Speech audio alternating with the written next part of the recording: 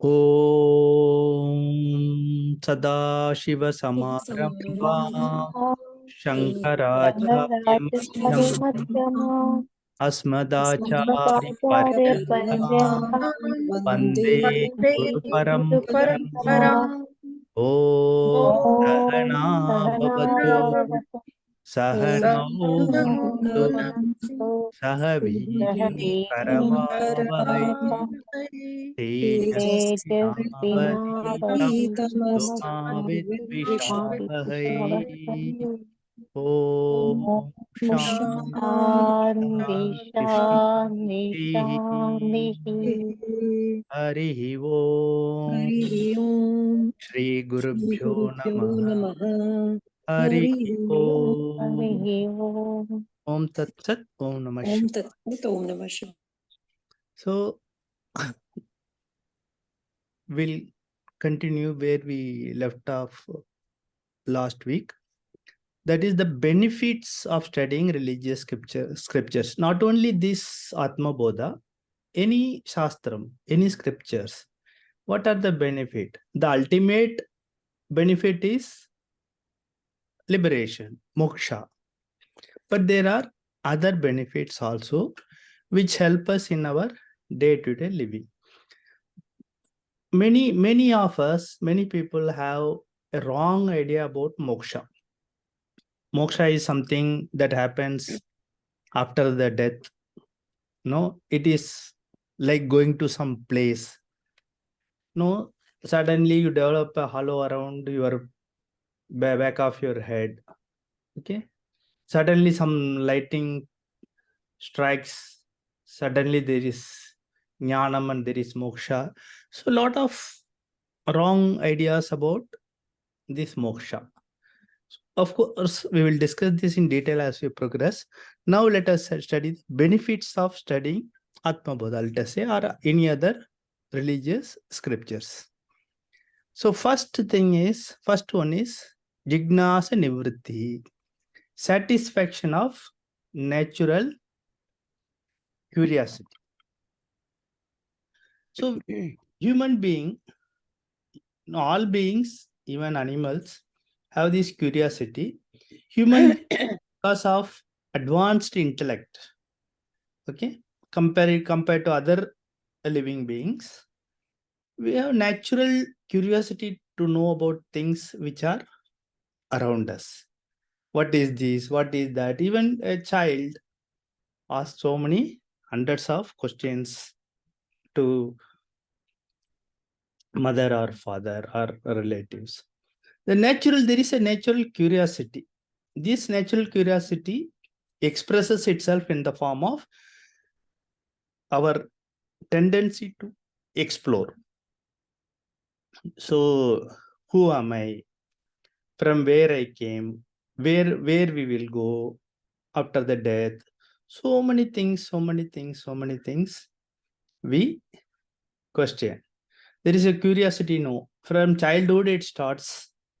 What is this? What is that? Okay. So first we are interested in the surroundings. What is this water? What is this sky? What is this tree? So like that we learn. But as we progress, as we grow, we become adult, we become mature. Then the question comes, the curiosity comes. Who am I? What is this creation? So when and how did this creation start? Is there somebody who created? Is there a creator? Is there a God? If there is a God, where is he or she? So what is the purpose of creating this world? And why I was created? And why I have to go through the sufferings of life? So when actually this life started, when this creation started, so do I have a past birth? Will I have a future birth? So what will happen after my death? So these are the questions. There are hundreds and hundreds of endless questions. Okay, when these fundamental questions are answered, who am I? Why I came to this world? What is this world? And who is the creator of this world? And why this world was created? So, when these fundamental questions are answered, there is intellectual satisfaction. That curiosity is fulfilled and there is satisfaction. So, wherever there is a developed intellect, advanced intellect like human beings, curiosity to know three things happen. Curiosity to know basic three things occurs. What are that? One is jiva, self, individual. Second is jagat, the world. Third is ishvaraha, God, a creator. So this is jignasa. This is a curiosity. Everybody comes around in some point or other in one's life. Jiva, who am I? Jagat, what is this world? And Ishvara, who is God or what is God? Why this world was created? So Jiva, Jagat, Ishvara. This is a curiosity. So in these three, maximum curiosity is about the self. Okay, about the self. Who am I? Okay, why I am undergoing? Why I was born here? Why I was born under certain circumstances. Why am I am undergoing the sukha dukkha, pleasure and pain experiences? These are the things they are foremost in our minds. So Shastram answers these questions. So that is Jignasa Nivritti. Your natural curiosity is satisfied and you are happy in that. Second benefit is Vidyananda Prapti, gaining knowledge driven happiness. So when we attain knowledge, we get a great sense of fulfillment. There is a satisfaction. There is happiness when you get knowledge, especially in the subject where you are keenly interested. Okay, it's a happiness born out of discovery of our real nature, Atma Jnanam, self knowledge. So it is something wonderful. It is unique, which we have not imagined. That Shastram says you are Purnatvam, you are complete in yourself. You are Satchitananda Atma. Swarupam is Satchitananda. So this, when we learn, there is a satisfaction. I am no ordinary individual. I am not an ordinary person. I am Atma. When we realize that, when we get this Vidya, knowledge, then there is Ananda, happiness. For that matter, any knowledge you gain, you feel happy. Especially the self-knowledge, Atma Jnanam gives happiness. That is Vidyananda Prapti.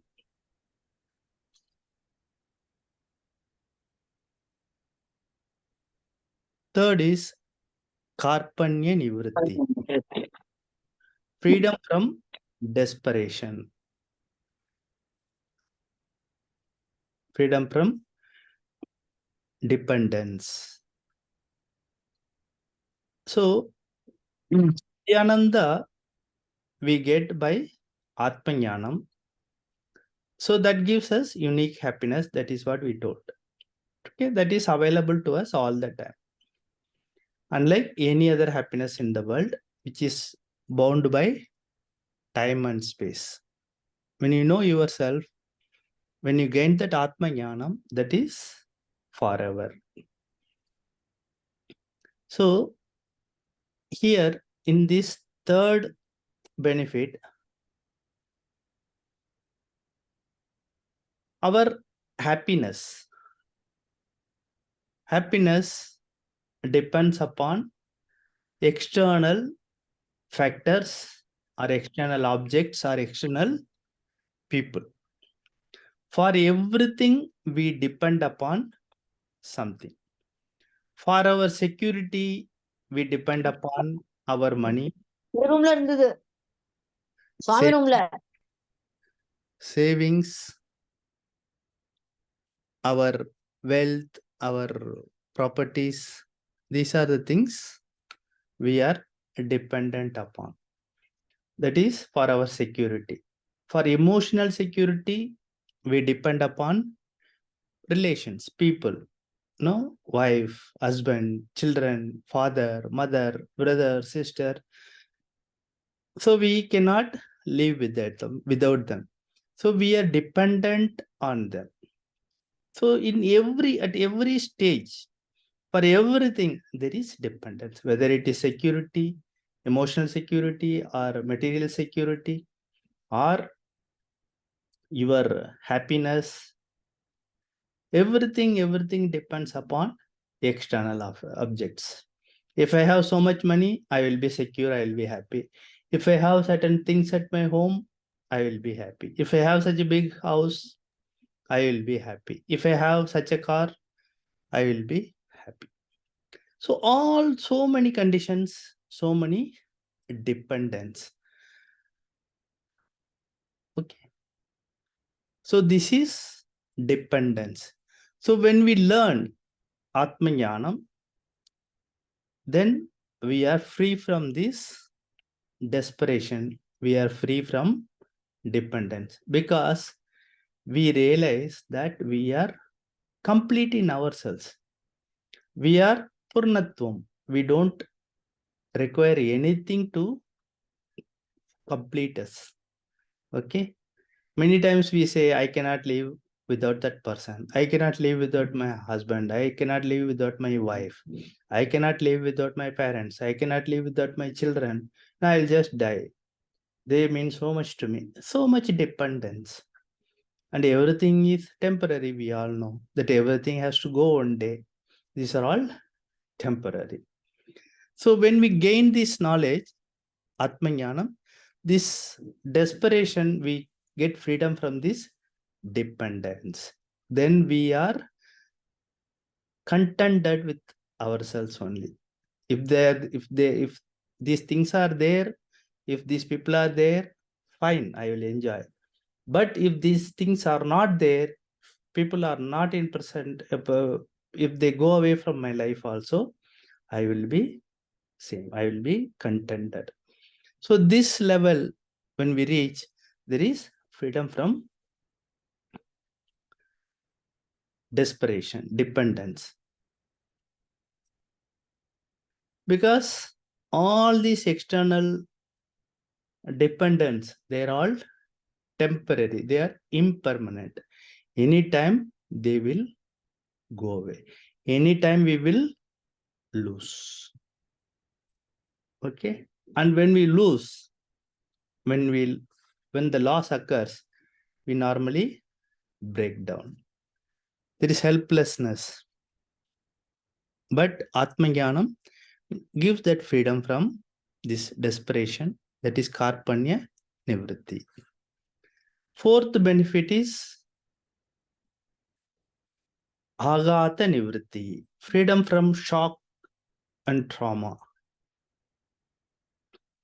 So we all know, we are all grown-ups, adults, we have gone through experiences. Okay. And we all know that life is not always happiness. It is a mixture of pain and pleasure. It is not always a bed of roses. Life is not always smooth sailing. Okay. Many times we plan so many things. Some things go according to our plans, and some things go not according to our plan. If things work out in our favor, we are happy. that gives us pleasure. If things don't go in our way, then what happens? We suffer, we go through the pain. We put in our best efforts, we plan, we make our efforts, but there are certain things which are beyond our control, and they lead us to painful experiences. So we all agree that life is a mixture of happiness and sorrow, pleasurable and painful experiences.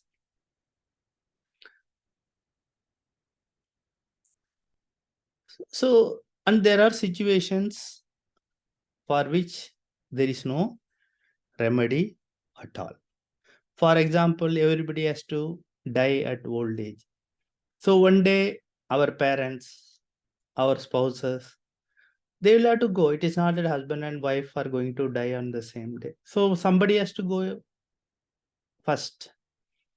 Then one is mentally prepared when we have that Atma Jnana, when we have this scriptural knowledge.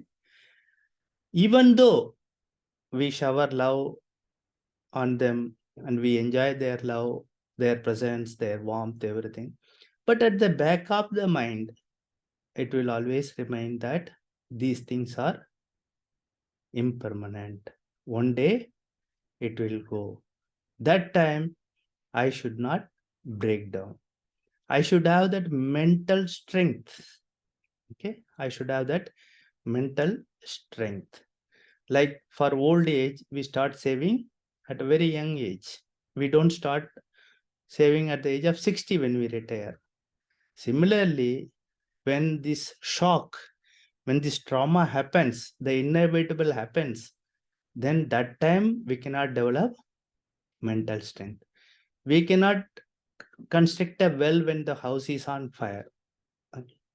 We need to be prepared in advance. So mentally, we are prepared when these sadhakas, mumukshus, when we learn Shastram, mentally we are prepared. Okay. Then when this shock happens, one is able to accept with maturity, accept the reality, and able to withstand the shock. Shock absorber, we can say. That kind of shock absorber we develop. Okay. Just a minute, please. There is some call repeated. I'll just attend. Please give me a minute.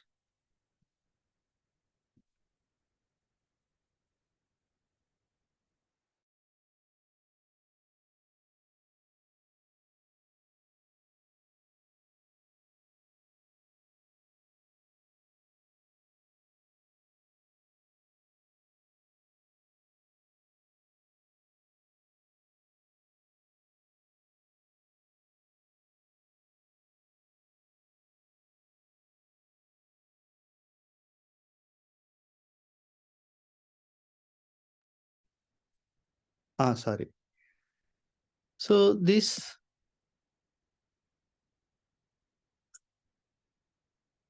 freedom from this shock and trauma. You can hear me? Yes. Yes, Acharya. Yeah. Okay. Yes. So we develop a shock absorber and we accept these choiceless situations that we cannot escape, and we will have to live with that. Okay. Some people cannot withstand the shock and they go into depression. This is a very common thing that we see in our lives. The inevitable happens, but mentally they are not prepared. And some people even commit suicides. We can say they commit suicide. So this Atma Jnana, these scriptures give us this mental strength to withstand the inevitable and unavoidable circumstances. And finally, fifth and the last benefit is dakshata prapti, gaining efficiency. So when our mind is disturbed, then what happens? We cannot do even the normal tasks. Things go haywire. If mind is peaceful, if it is not turbulent, then what happens? It is very efficient. Efficiently, we can carry out the duty, our day-to-day work and special whatever it is duties that we can carry. A poised mind, a composed mind is an effective mind. And an emotionally disturbed mind is problematic. So even while attending these classes, if your mind is at peace, then you can concentrate and observe what is being taught. If the mind is disturbed, it will wander around and you cannot observe what is happening. So this is very important. A composed mind, a calm, peaceful mind always is efficient. These are the 5 benefits of studying scriptures. Apart from that final goal of liberation, kaivalyam, moksha. So this will help us in our day-to-day life. While living also, these things give these major benefits. Any doubt on this?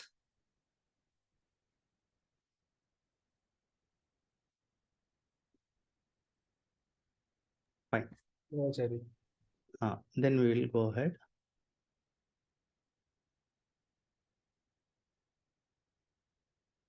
So any text, any scripture we study, there is something called Anubandha Chatushtaya. These are indispensable requisites of work worth studying, and they are 4 in number. Chatushtaya means 4. Anubandha Chatushtaya. What are they?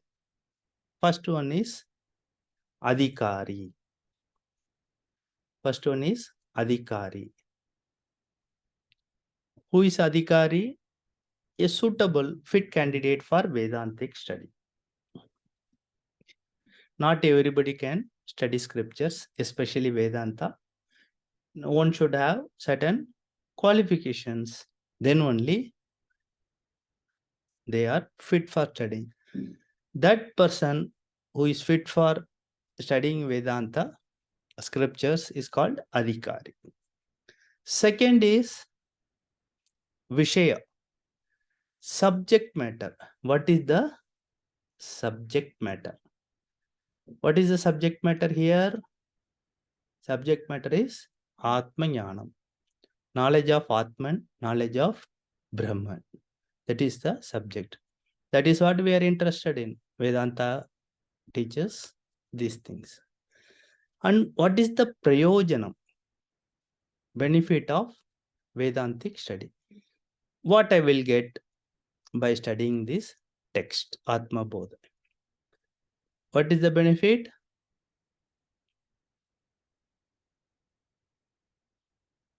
Anybody? Atma Jnanam. Atma Jnana. And through And Atma also all the 6 benefits that you have just mentioned. Yes. Vidyananda, Prapti, Karpanya Nivritti, etc., etc. Yes. These are the benefits. And when we attain Atma Jnanam, that will lead us to moksha, liberation. So one should be very clear on this. Will Atma Bodha give liberation? No. Atma Bodha will give Atma Jnanam, knowledge of Atman. From there, we have to make further efforts and attain moksha. So that will lead us to Atma Jnanam, which will give us moksha. And fourth is Sambandha, connection between knowledge and benefit. So what I wanted is this knowledge and the benefit I will get, which I was aiming at, that is the sambandha. So that should give us a proper knowledge and proper benefit. So these four things collectively called Anumanda Chatushtaya: Adhikari, Vishaya, Prayojanam, and Sambandha. Anubandha Chatushtayam. It is applicable for studying any text, any scripture. Not only Atma Bodha, this is a very common thing. Anubandha Chatushtaya. So Atma Bodha, as we all know, composed by Bhagavan Adi Shankaracharya. So it contains 68 slokas overall. They are in poetic form. Tattva Bodha, when you study it is in prose form. So it cannot be chanted. Whereas this is in Anushtup Chanda, we can chant. So it is so beautifully constructed in simple Sanskrit. So beautiful. Many people even memorize all the 68. And you can use this for your daily japa and all that. You can chant this, that will help you. So there is a uniqueness about this Atma Bodha text. Each and every sloka, okay, they are explained through examples, metaphors, we can say. Very simple, practical examples are given so that we understand the concepts very clearly. We can say that is the uniqueness of Atma Bodha. Almost all the slokas have examples. So now, let us understand the meaning of Atma Bodha. Atma Bodha means knowledge of Atma. Atma is Atma. Bodha is knowledge. Knowledge of Atma. Now we will understand the meaning of Atma. What is the literal meaning of Atma? It is Swarupam, my very nature. That is Atma. To give an example, pot. A mud pot is made up of clay. So what is the Atma? Clay is the Atma of the pot. Without clay, the pot cannot exist. And ornaments, gold ornaments. Okay, what is the Atma? Atma is the gold. Without gold, the ornaments cannot exist. Okay, similarly, it is my very nature. It is my very nature. It is my very essence. The word Atma, it is derived from 4 different roots. We'll see all the 4 meanings. First one is Ap. Ap means to pervade. Apnoti iti Atma. That pervades is Atma. That pervades everything. It is that essence that pervades everyone. So just like clay pervades all pots. There are mud pots, clay pots, and the clay pervades every pot. Without clay, there is no question of existence of pots. Okay, so they are clay is the essence of all the pots. Similarly, Atma is that which pervades everyone. We are all pervaded by Atma. In other words, we are nothing but Atma. This is the first meaning. Pervade, which pervades, to pervade. Second meaning is Yat Adate. That which resolves everything into itself, which swallows, which resolves, which absorbs. Okay. To give an example, there is a mud pot. When we break the pot, what happens? The pot is resolved into the clay. the clay resolves all the parts into itself. When we break the part, it becomes the clay. Similarly, waves in the ocean, it is nothing but water only. Ocean is full of water, and waves are also water only. Only the name and form change. Since it becomes a froth, it becomes a wave. We call it wave, but it is not different from the water. So when the wave breaks at the shore, what happens? It resolves into water. Water resolves all the waves into itself. They become water only. In the same manner, Atma revolves every anatma into itself at the time of destruction, at the time of pralayam. I hope all of you are aware what is pralayam. That is the end of the creation. So that time, Atma resolves every anatma into itself. Just like clay resolves all the parts when they break. The third meaning is Ad iti Atma. Ati iti Atma. The root word is Ad. Ad means to eat, to experience. Atma is the consciousness. Atma is the Chaitanyam that experiences everything. It is the experiencer. It experiences everything. It can also be called as a witness. Atma witnesses everything. Whatever is happening to this anatma, whatever is happening in this world, whatever experiences that we undergo, everything is witnessed by the Atma. This is the third meaning. The fourth meaning is At Sahatya Gamane. That which exists forever. Sada asti iti Atma. Which exists forever, that is called Atma. To give example, pot.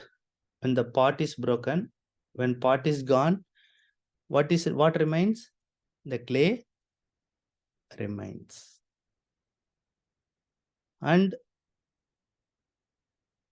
before the pot was made, the clay existed. Okay. The pot comes and goes, but clay exists forever. In the same manner, Atma is that essence which exists whether the world comes or goes. Whether there is creation, whether there is destruction, it does not make any difference. Atma exists forever because Atma is eternal. There was never a beginning and there will never be an end to it. Okay, that is the fourth meaning. So Atma has all four meanings that I have explained.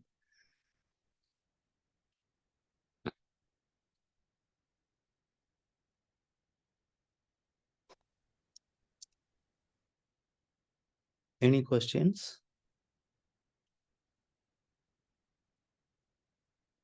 No, thank you. Okay, fine.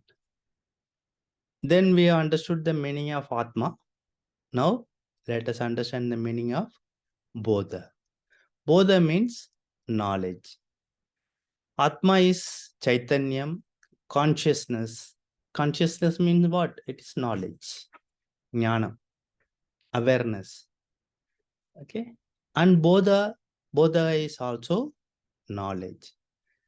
And wherever knowledge is there, there is awareness. So both mean knowledge. Then what is the actual meaning? It is knowledge. So there is a difference. There is a difference between Atma, the knowledge, and Bodha, the knowledge. That difference is there. That we will understand now.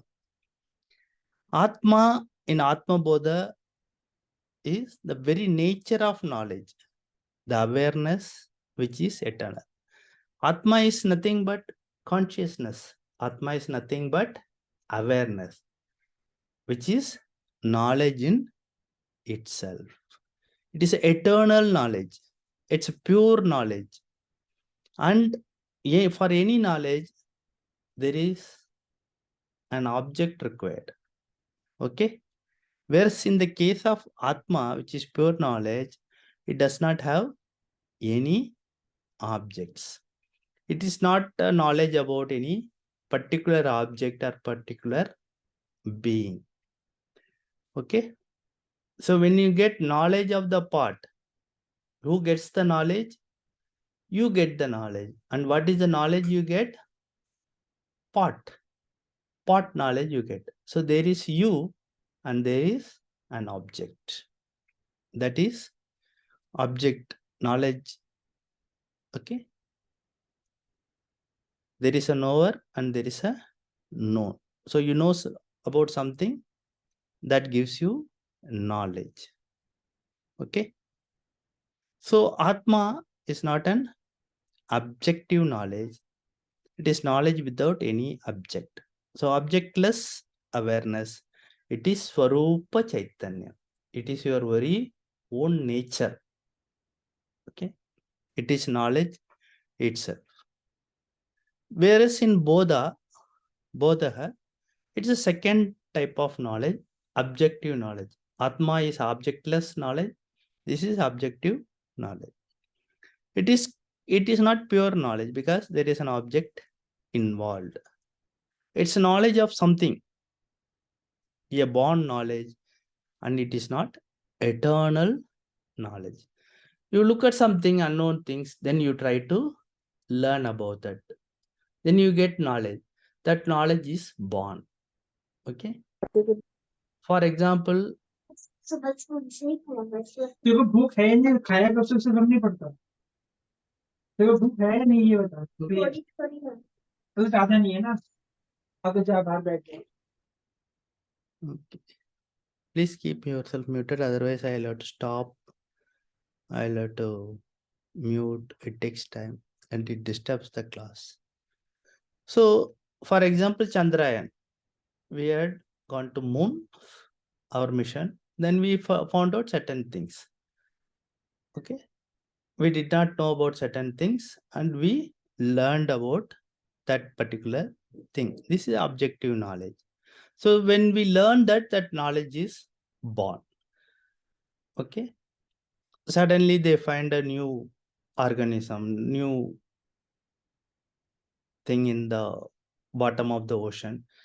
Then scientists analyze and give it a name and study their properties and all that. Then a knowledge is born. Like a new star we discover. Then we give it a name, we learn about that, what is the size, what is the solar system, whatever it is. Then that knowledge is born. So we are there to learn and there is an object that is to be learned. Then we learn about that and it becomes objective knowledge. And that knowledge is not pure knowledge. It is knowledge of something, a born knowledge, and it is not eternal knowledge. So objective knowledge has a beginning. It is a born knowledge. It is born when we learn about certain something, object or maybe persons also. So now objective knowledge. When we say knowledge is born, what do we mean by that? So before we proceed, is there any doubt? Objective and objectless knowledge?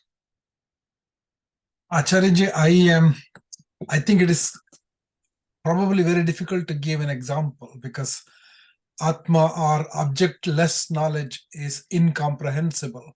Yes. But because I'm unable to comprehend how can it be that it is not an objectless knowledge. So is it possible to give a slight, if there is any example or any other explanation? For any knowledge, there are two things required. What are they? One is the subject and another is the object. So you learn about, say, an apple. Okay. So there is you and there is this object, apple. Okay. Yeah. But in case of Atma, the subject is the object itself. There is no subject object difference because it is your real Swarupam. It is not something you learn about something. It is your very nature. That Atma is knowledge itself, that consciousness itself. So there is no question of subject object presence there. There is only one thing, that is the subject. In any case, it may be, confusing at this stage. As we progress, things will be clearer.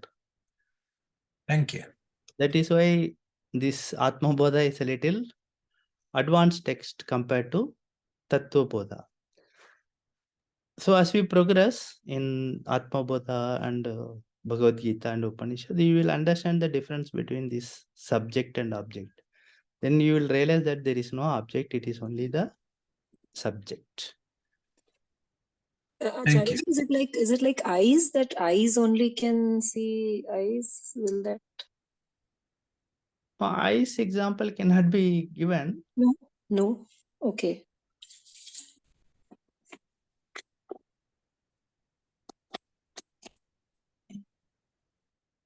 So objective knowledge, how knowledge about an object is born, that let us study. So there are instruments that we have in the form of Jnanendriyas. What are they? Eyes, ears, etc. Okay. And they are a pramanam. So we see through the eyes, we hear through the ears. To see an object, we use eyes. To hear an object, we use our ears. They are pramana because you experience it directly. So when we use pramanam, when we use eyes or ears towards an object, that object is called prameyam. So the image of that prameyam, it may be in the sound form or in any other form, it enters through our eyes or ears. Okay. Suppose you look at a pot. Pot example is given normally in Shastram, clay pot. Then what happens? Your eyes look at the pot and it enters, the image enters your mind and you comprehend, you understand it is a pot. In the mind, a thought is formed. That thought is called vritti. So a vritti, thought is born, which is relevant to the object. This, looking at this is a pot. That image enters and you understand this is a pot. So if pot is called gata in Sanskrit. Gata is the object of perception. Let us say you look at the object, that is a perception. You perceive it through your eyes. Then what happens? A vritti that will be formed in your mind. That is called Gatakara vritti or pot vritti. In English, pot vritti. A pot vritti is formed in your mind. So when that thought is formed in your mind, when that vritti is formed, born in your mind, the Swarupa Chaitanyam, okay, the consciousness pervades that thought. Okay. Then this consciousness seems to assume the form of that thought. Because Chaitanyam is formless awareness. It has no boundaries. It is beyond time and space. But since vritti is formed in the mind, thought is formed, that consciousness pervades it.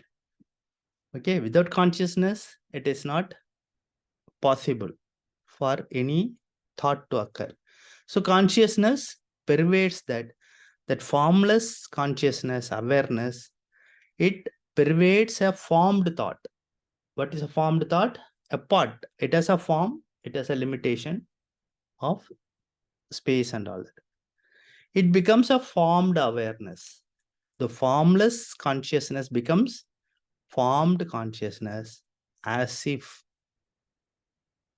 no, it is not, actually it becomes formed awareness, as if it appears. So you comprehend that as a pot. So Ghatakara vritti is there, then that is pervaded by Nirakara Chaitanyam, formless consciousness. Both are present.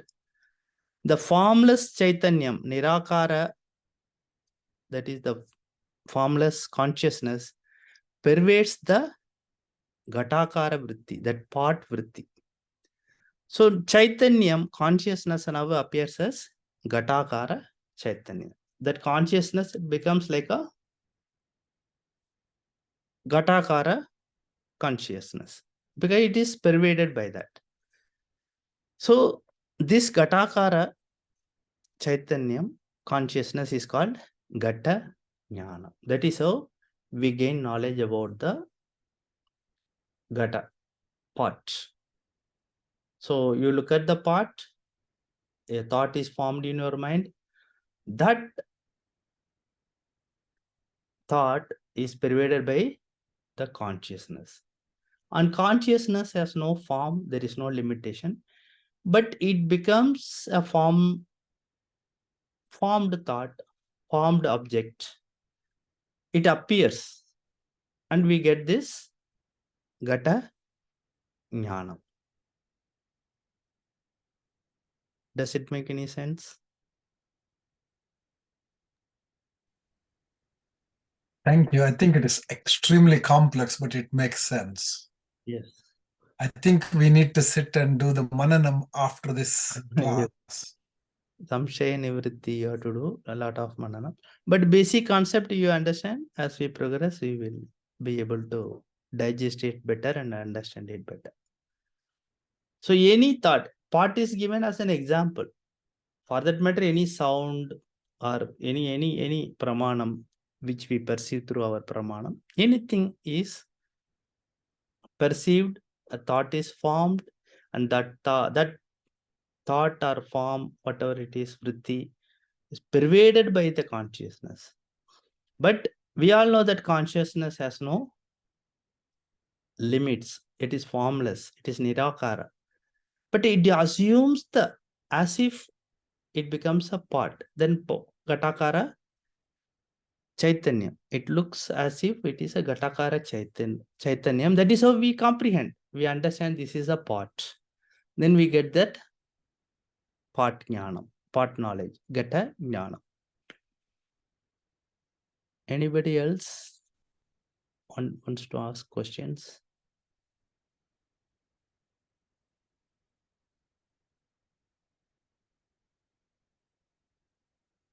No. So we will proceed. This Gata jnanam, pot knowledge, or Ghatakara Chaitanyam, it is born only when Gata vritti is born. You look at the pot and there is a thought in your mind, then only this knowledge is born. So this, we call this knowledge as vritti jnana. Vritti is thought, jnanam is knowledge.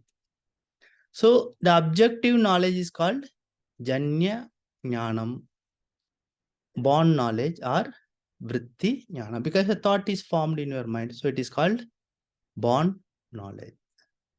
So objectless knowledge is called Swarupa Jnana. Knowledge where there is an object is involved, that is Vritti Jnanam or Janya Jnanam.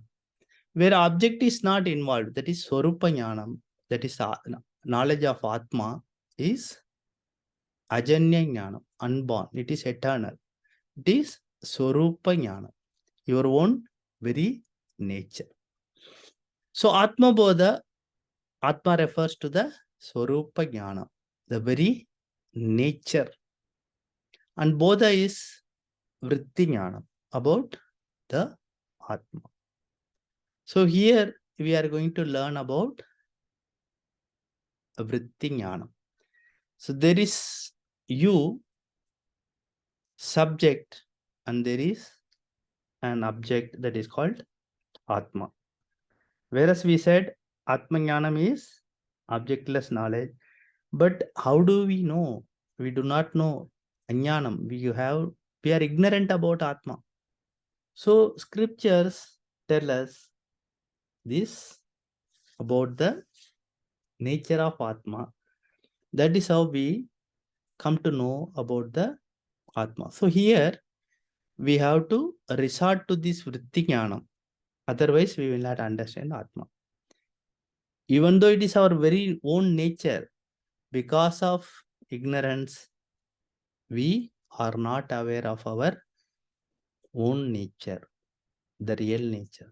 Then scriptures come to our aid and they explain about this is Atma and this is nothing but you only. It is not an object, it is a subject only.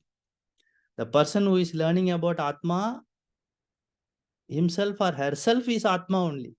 So where is the question of Atma, subject and object? That will be clear as we progress. As we understand Vedanta, that I aham brahmasmi. When I start, I think Ishvara is different. I think Atma is different. It is okay. Initial stages, we have to consider it as different and learn about that and later on comprehend and assimilate the knowledge that I and Ishvara are the same.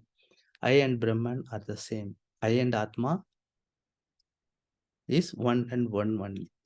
Okay. So, Gatha Bodha, there was knowledge about Gatha part.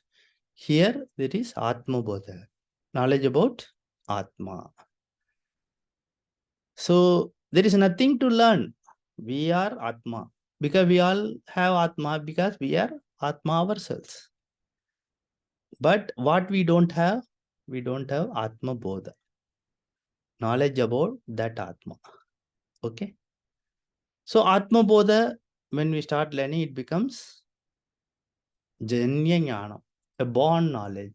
And this knowledge has to be obtained through efforts only. What is the effort? Shravanam. By learning scriptures. Okay.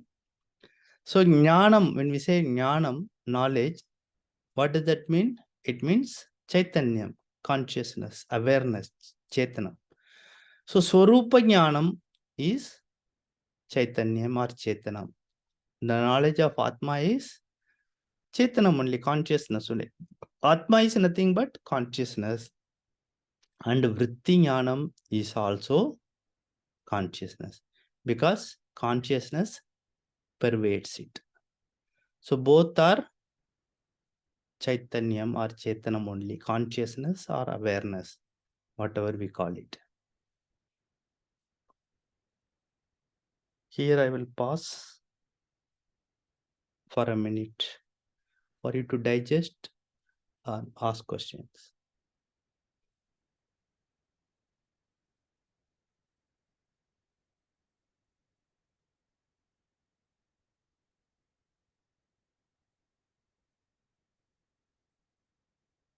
Okay, it will take some time to digest and understand. We can discuss this in the next class also if you have questions, or you may post it in the group also, we will answer, or we will discuss in the next class also. Okay, now we will go enter into the text. Yeah. We have few minutes. We will start with the first verse. It's okay with you? Yes, sir. Okay. I will lead, you please follow. As I told you, this is Anushtup Chanda meter, Anushtup meter. So it can be beautifully chanted. And so beautiful, simple words of Sanskrit. It is wonderful to chant and wonderful to hear also. Tapo China Papanam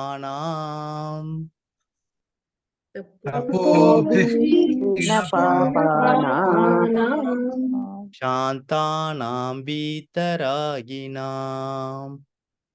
Shantanam Vitaraginam Mumukshunam apekshyoyam. Mukshunam Atma Bodho Vidiyate.